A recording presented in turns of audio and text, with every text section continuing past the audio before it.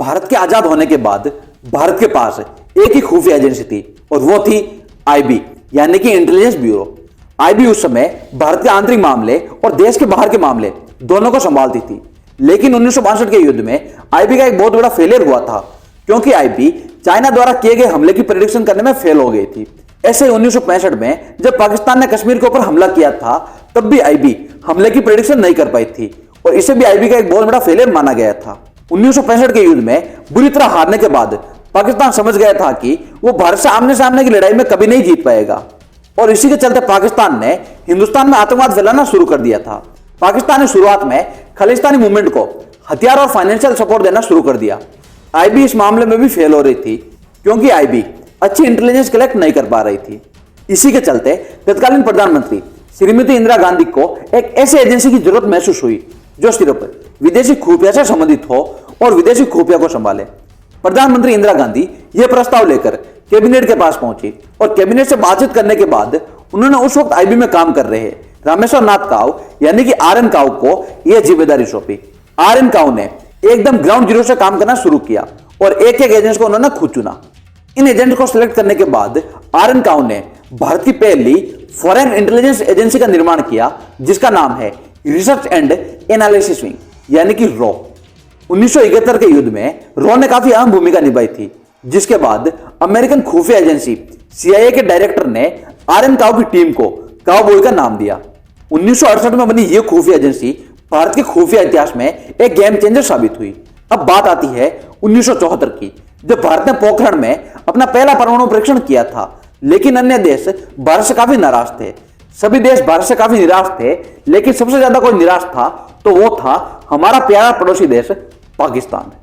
उस समय अमेरिका और कनाडा परमाणु क्षमता विकसित करने में भारत की मदद कर रहे थे, लेकिन 1971 के युद्ध में बांग्लादेश को अलग करने के कारण अमेरिका पाकिस्तान का समर्थन करने लग गया था। 1974 के परमाणु परीक्षण के बाद भी अमेरिका पाकिस्तान का समर्थन कर रहा था, लेकिन इस बार अमेरिका पाकिस्तान के पूर्ण समर्थन में नहीं था। अमेरिका ने फ्रांस पर भी दबाव बनाना शुरू कर दिया था कि वो पाकिस्तान की मदद ना करें। फ्रांस के समर्थन वापस लेने के बाद अब पाकिस्तान के पास बहुत ही कम ऑप्शन बचे थे। अब पाकिस्तान को किसी भी हाल में एक परमाणु देश बनना ही था और इसीलिए पाकिस्तानी खुफिया एजेंसी आईएसआई ने अपने एक यंग साइंटिस्ट अब्दुल कादिर खान को अपना एक एजेंट बनाकर नीदरलैंड की एक परमाणु कंपनी यूरेनकॉम में नौकरी के लिए भेजा।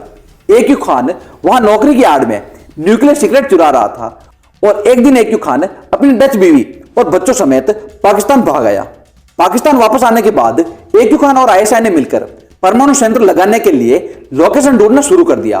काफी रिसर्च करने के बाद उसे वो लोकेशन मिल गई और वो लोकेशन थी रावलपिंडी का एक शहर जिसका नाम कहूटा है। अब पाकिस्तान ने सीक्रेट रूप से कहूटा में अपना पहला परमाणु संयंत्र लगाना शुरू कर दिया और इस प्रोजेक्ट को नाम दिया गया था प्रोजेक्ट 706 यानी कि 706।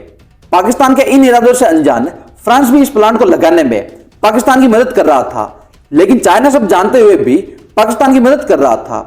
भारत को पाकिस्तान के न्यूक्लियर टेस्ट की भनक लग गई थी और भारत को चिंता होने लगी थी। भारत के अलावा एक और देश था जो पाकिस्तान के इस टेस्ट से काफी परेशान था और वो देश था इजराइल।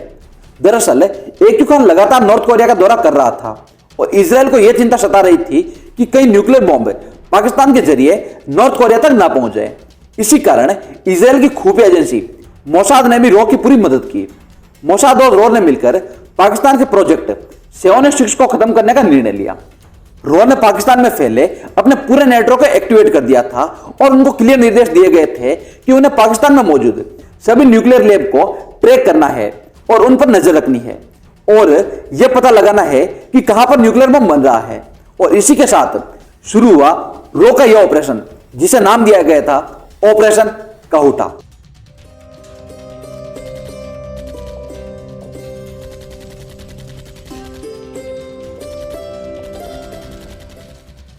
पाकिस्तान की सभी लैब को ट्रैक करना आसान नहीं था, लेकिन रॉ और मोसाद को पूरा शक था कि कहूटा ही वो जगह है जहां न्यूक्लियर बम बनाया जा रहा है। लेकिन इसके पक्के सबूत ना ही रॉ के पास थे और ना ही मोसाद के पास। अब कैसे यह कंफर्म किया जाए कि कहूटा ही वो जगह है जहां न्यूक्लियर बम बन रहा है? उसी समय रॉ के एजेंट्स ने कहूटा में काम करने वाले सभी वैज्ञानिकों पर नजर रखनी शुरू कर दी। ये वैज्ञानिक कहां उड़ते हैं, कहां बैठते हैं, क्या खाते हैं, क्या पीते हैं, कहां रहते हैं और किनका किससे अफेयर है। इन सब की जानकारी हमारे एजेंट्स के पास थी, लेकिन फिर भी कोई सबूत नहीं मिल रहे थे। तब रो के एजेंट्स को एक आइडिया आया और उन्होंने उन नाई की दुकानों पर काम करना शुरू कर दिया जिसमें वो वैज्ञानिक बाल कटवाने आते थे। उन एजेंट्स ने वैज्ञानिकों के बालों को कलेक्ट करना शुरू कर दिया और उन सैंपल को भारत भेजने लगे। भारत में उन बालों की टेस्टिंग होने लगी। तभी एक सैंपल में उन्हें प्लूटोनियम के कुछ ट्रेस मिले। अब रो और मोसाद को काफी सबूत मिल गए थे। रो ने कौटा प्लांट को नष्ट करने के लिए प्लान बनाना शुरू कर दिया था और 90% तैयारियां भी हो चुकी थी। तभी कहानी में एक बहुत बड़ा ट्विस्ट आया, या मैं इसे एक बेवकूफी कहूं या देशद्रोह भी कहूं तो यह बात गलत नहीं होगी। इस ट्विस्ट का नाम था मोरारजी देसाई। दरअसल इंदिरा गांधी के आपातकाल के बाद वह सत्ता से बाहर हो गई और दुर्भाग्यवश भारत के प्रधानमंत्री बने मोरारजी देसाई। मोरारजी देसाई ने अपने कार्यकाल में सिर्फ विपक्षी दलों से बदला लिया और इंदिरा गांधी को कई बार गिरफ्तार करवाया। इतना ही नहीं, उन्होंने इंदिरा गांधी द्वारा शुरू की गई सभी संस्थानों की मदद करना कम कर दिया था, फिर चाहे वो रो हो या आईबी। इसी के तहत उन्होंने रो और आईबी की फंडिंग को भी 40% तक कम कर दिया था। ऑपरेशन कौटा में भी रो को 7.5 लाख रुपए की जरूरत थी, वो भी देने से मना कर दिया। इन्हीं सब कारणों से रो के चीफ RN काव ने निराश होकर इस्तीफा दे दिया।